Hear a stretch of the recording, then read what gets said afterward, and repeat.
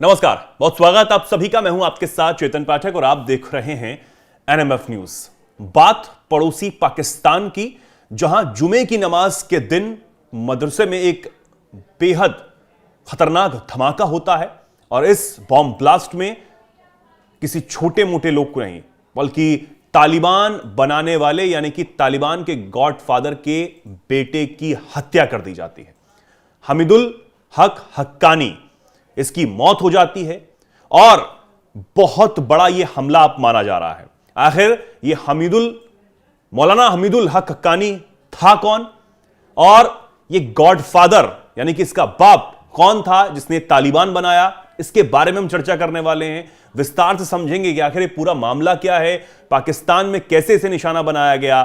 पंकज जी हमारे साथ हैं, वरिष्ठ पत्रकार हैं। पंकज जी, बहुत बहुत स्वागत आपका। कैसे यह धमाका हुआ है और आखिर ये हमीदुल हक हक्कानी कौन था जिसे निशाना बनाया गया?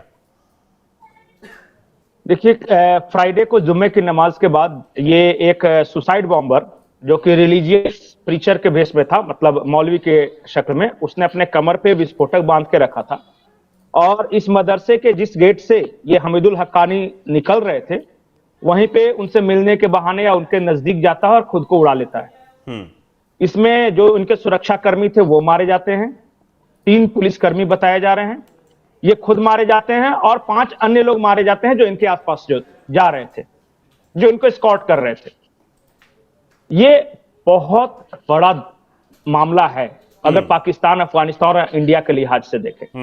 सबसे पहले मैं बता दूं कि ये जो कल मारे गए हैं हमीदुल हक हक्कानी, ये मौलाना समीउल हक हक्कानी के बेटे हैं और समीउल हक को तालिबान का गॉडफादर कहा जाता है। जहां पे ये धमाका हुआ दारुल उलूम हक्कानिया, ये हक्कानी नेटवर्क का अल्मा मैटर माना जाता है। मतलब कि यहीं से हक्कानी नेटवर्क के सारे आतंकी, उन्हें बोल सकते हैं, या तालिबानी लड़ाके मुजाहिदीन निकल कर आए, आप नाम जो भी दे सकते हैं। यहीं से सबकी ट्रेनिंग, यहीं से सबकी पढ़ाई हुई है।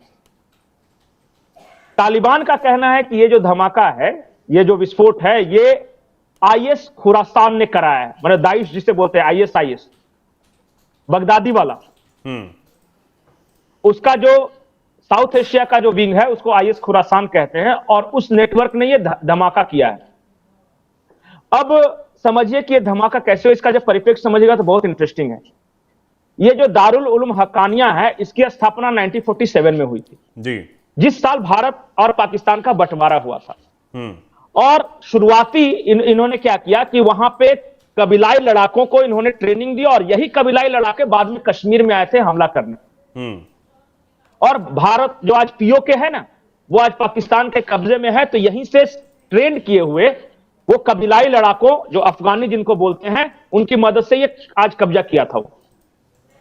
बाद में इनकी वहां बहुत भूमिका बढ़ी। बाद में जब रशियन फौजें आई अफगानिस्तान में, तो ये लोकल जो मिलिटेंट्सों को ट्रेनिंग देना, मुजाहिदीन जिसको बोलते हैं, तालिबान लड़ाकों को ट्रेनिंग देना। आज अफगानिस्तान की जो सरकार है उसमें बहुत सारे बड़े पदाधिकारी, यहां तक कि वहां के जो गृह मंत्री हैं, वो ये इसी मदरसे से पढ़ के निकले जी।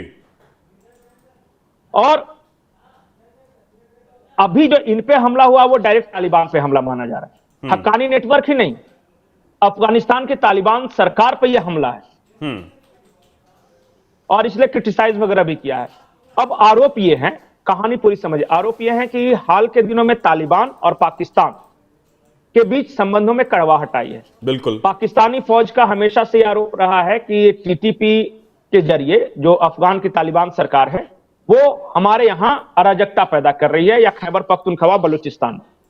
उनको काउंटर करने के लिए पाकिस्तानी आर्मी ने आईएसआई के 3 बड़े अफसरों को भेजा था बातचीत करने के लिए दाइश के साथ। दाइश जब मैं बोलूं तो आईएस खुरासान समझिए।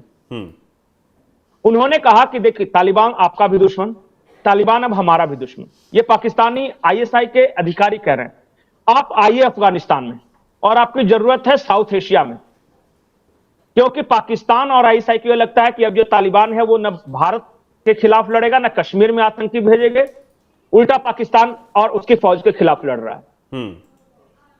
तो इन्होंने इनविटेशन भेजा था और आईएस खुरासान ने 3 बातें की है पिछले 1 हफ्ते के अंदर पाकिस्तान में, इनका प्रेजेंस शो करने के लिए। पहला, ये दारुल उलूम हक्कानी पे ये बम धमाका।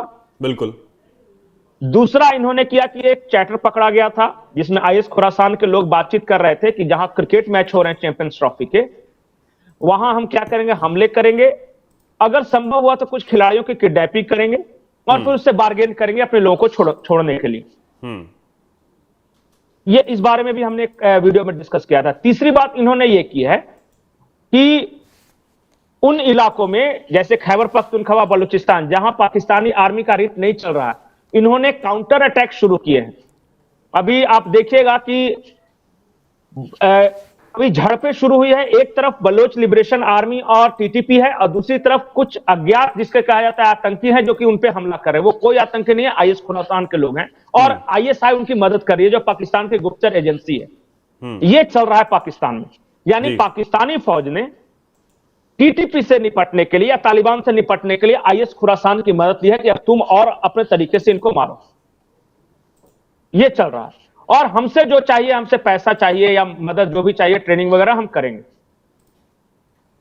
एक और इंपॉर्टेंट बात है, वो भारत के लहजे से बहुत महत्वपूर्ण है कि ढाका में आईएस खुरासान के कई झंडे लहराते हुए देखे गए। जिस दिन ये मुजीबुर रहमान की बिल्डिंग जो उनका घर था उस पे जो हमला हुआ तो वहां पे आईएस के झंडे थे जी, आईएस खुरासान के। और ढाका में एक रैली निकाली थी, उसमें आईएस खुरासान के झंडे थे।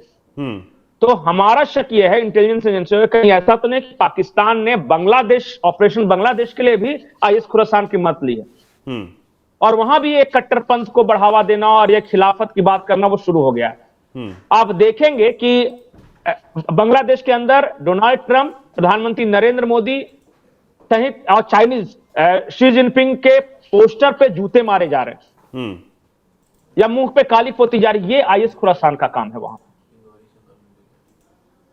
इस तरह से। और तो जो दोनों तो अब क्या पंकज जी, जो टीटीपी की मदद कर तालिबान पाकिस्तान को जो है वो परेशान कर रहा है या फिर कहें कि बहुत चकमा चका रहा है, वो उसे अब और ज्यादा हमले तेज कर देगा इसके बाद?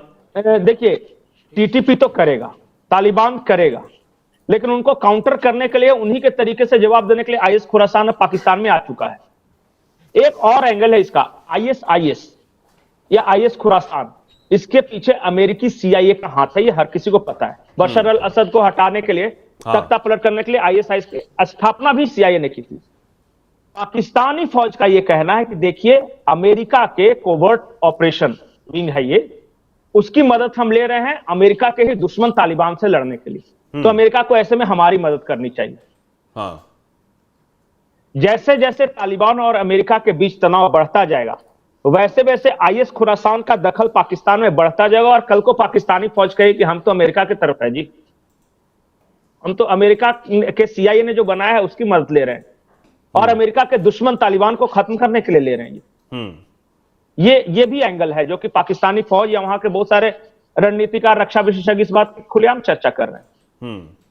और अब पाकिस्तान में इस बात की चर्चा है कि जो अफगानी है या जो तालिबानी है वो एहसान फरामोश है, हमने उनको ट्रेनिंग दी, हमने उन पे खर्च किए, सब कुछ किया और अब वो हम पे ही दादागिरी कर रहे हैं, तो उनको अब सबक सिखाना है जी। और आसिम मुनीर ने ये बात 2-3 बार कही है कि ये जो तालिबान है अपनी औकात भूल गया है। तो ये कुछ चल रहा है पाकिस्तान अफगानिस्तान के बीच। और ये जो हमला है, हक्कानी नेटवर्क के बेटे की हत्या अब उनको इंस्टिगेट करेगा। देखिएगा पाकिस्तान के उन इलाकों में, खैबर पख्तूनख्वा, बलूचिस्तान में, तो अब तालिबानी हमले बढ़ेंगे, टीटीपी के हमले। क्या इसके बाद ये सीधे तौर पर हम कहें कि ये जो आईएस खुरासान का ये जो हमला है सीधे तौर पर तालिबान को कमजोर करने के लिए है ही, लेकिन क्या सच में तालिबान बहुत ज्यादा कमजोर हो जाएगा जितनी सोच वो आईएस खुरासान रखता है? नहीं, देखिए, आईएसआई खुरासान जो उसका जो बेस है वो इराक, सीरिया वगैरह उस तरफ के इलाके हैं। ये जो तालिबान है ये अफगानिस्तान की मिट्टी में रचे बसे हैं। रशिया ने कोशिश की, नहीं हरा सका। बिल्कुल। अमेरिका ने कोशिश की, नहीं हरा सके जी। ये फुल फ्लेज वॉर नहीं लड़ते, ये गुरिल्ला वॉरफेयर के मास्टर।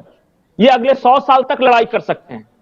ये पाकिस्तान अगर ये सोच रहा है कि आईएस खुरासान के आतंकियों को लाकर हम तालिबान को हरा देंगे, तो मुझे ऐसा लगता है कि जैसे जैसे IS खुरासान का हमले खैबर पख्तूनख्वा में बढ़ते जाएंगे, खैबर पख्तूनख्वा में रहने वाले पश्तून वैसे वैसे तालिबान के ज्यादा क्लोज चलते जाएंगे और हो सकता है वो इलाका पाकिस्तान के हाथ से निकल जाए। कल को वो डिक्लेयर कर दे कि मैं आज से अफगानिस्तान का हिस्सा हूं। जो पख्तूनख्वा इसलिए नाम है ना कि वहां पश्तून बहुत ज्यादा है, बिल्कुल, और वो कल्चरली जो तालिबान के क्लोज हैं, वो अफगानियों के क्लोज हैं, वो रोटी बेटी का संबंध है। ये लोया जिरगा जो उनका ये होता है, जो कोर्ट कह सकते हैं या जन अदालतें जो लगाते हैं, मौलाना मौलवी रहते हैं। हमारे यहाँ के खाप से थोड़ा सा ज्यादा परिष्कृत रूप है, वो ज्यादा बड़ा होता है। लोया जिरगा में जो खैबर पख्तूनख्वा के मौलाना और अफगानिस्तान के मौलाना दोनों बैठते हैं और उस फैसले को हर कोई मानता है। बिल्कुल। तो ये पाकिस्तानी फौज की गलती है, ये पंजाबी फौज की गलती है कि खैबर पख्तूनख्वा को आप अपना दुश्मन बना के विदेशी आतंकी लाके चाहेंगे कि हम पश्तूनों की हत्या कर देंगे और फिर पश्तून बदले में कुछ नहीं करेंगे। मुझे लगता है कि ये गलत रणनीति है, बाकी पाकिस्तानी फौज बेहतर समझती होगी। बिल्कुल। अब इस पे ही देखने वाली बात है कि आखिर तालिबान किस तरीके से इन चीजों को टैकल करता है। और अभी बॉर्डर पर जो पाकिस्तानी सेना के साथ टीटीपी और तालिबान के लड़ाकों की जो भिड़ंत चल रही है वो भी जग जाहिर है, वो भी सबके सामने है। और पिछले दिनों खबर भी आ रही थी कि तालिबान जो लड़ाके हैं वो लगातार पाकिस्तानी सेना पर हावी पड़ते हुए नजर आ रहे हैं। कई चौकियों को ध्वस्त कर दिया गया। खबरें तो ये भी थी कि बहुत जल्द बहुत सारा इलाका भी कब्जा हो जाएगा, क्योंकि डूरंड लाइन तो वैसे भी तालिबान मानते ही नहीं है, कभी माना ही नहीं गया उस डूरंड लाइन को। जी कुछ कह रहे हैं पंकज जी? आखिरी पॉइंट ये बताया कि पाकिस्तान में भी चैंपियंस ट्रॉफी के मैच हो रहे हैं। हाँ, 2-3 घटनाएं ऐसी हुई है। एक तो चैटर के बारे में मैंने कहा, दूसरी घटना ये हुई कि एक गनमैन मतलब हाथों में पिस्टल लेके वो आ गया स्टेडियम के अंदर। हाँ। और तीसरी घटना ये हुई कि एक जो कट्टरपंथी मौलाना है उसका पोस्टर तस्वीर लेकर एक फैन आता, हाँ पोस्टर लेकर आता है और वो रविंद्रन है न्यूजीलैंड के जो प्लेयर, उनके करीब आने की कोशिश करता है। तो सोचिए वो सामने दिखा रहा है कि वो कट्टरपंथी मौलाना का मैं पोस्टर लेके आ रहा हूं, हथियार लेके आ रहे हैं। इससे चैंपियंस ट्रॉफी या पाकिस्तान और लगातार चैंपियंस ट्रॉफी को लेकर थ्रेट्स भी मिल रहे हैं कि कई विदेशी जो मेहमान है, विदेशी जो खिलाड़ी है, उनका अपहरण भी हो सकता है। इस तरह के थ्रेट्स भी हैं।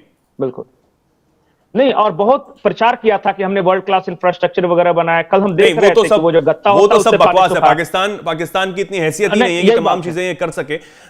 बाकी इसीलिए ही शायद भारतीय टीम और भारत सरकार की बात आईसीसी ने भी मानी, और क्योंकि आईसीसी जो अध्यक्ष हैं वो भी खुद भारतीय हैं, तो उन्होंने सारी चीजों को समझा कि भैया पाकिस्तान सुरक्षा की जिम्मेदारी ले ही नहीं सकता है, उसके बस की ही नहीं है। अब ये जो सामने दिख रहा है चैंपियंस ट्रॉफी में रोजाना मैचेस में ये सब हो रहा है, वो और ज्यादा इन हमारे स्टैंड को पक्का करता है कि हमने बहुत अच्छा फैसला लिया कि बाहर एक न्यूट्रल वेन्यू पर जो मैचेस हैं वो करवाने का बात जो है वो की थी। एक तरफ मैचेस चल रहे हैं, दूसरी तरफ पाकिस्तान के अलग अलग शहरों में धमाके हो रहे हैं। बिल्कुल धमाके हो रहे हैं। और ये जो धमाका हुआ है रमजान से पहले और कहीं की जुमे की नमाज के वक्त, ये जो धमाका हुआ है इसमें मौलाना हक हक्कानी जो कि तालिबानी गॉडफादर का बेटा, उसकी मौत हुई है। और ये कोई छोटी मोटी बात नहीं है, ये बहुत बड़ी बात है। तालिबान को एक बहुत बड़ा जख्म ये है। अब इस पर तालिबान कैसे पलटवार करता है, क्या कुछ आगे होता है, इस पर नजर हमारी है। आप भी हमारे से जुड़े रहिए। पंकज जी बहुत बहुत धन्यवाद, और ऐसे ही जुड़े रहिए, देखते रहिए एनएमएफ न्यूज। नमस्कार।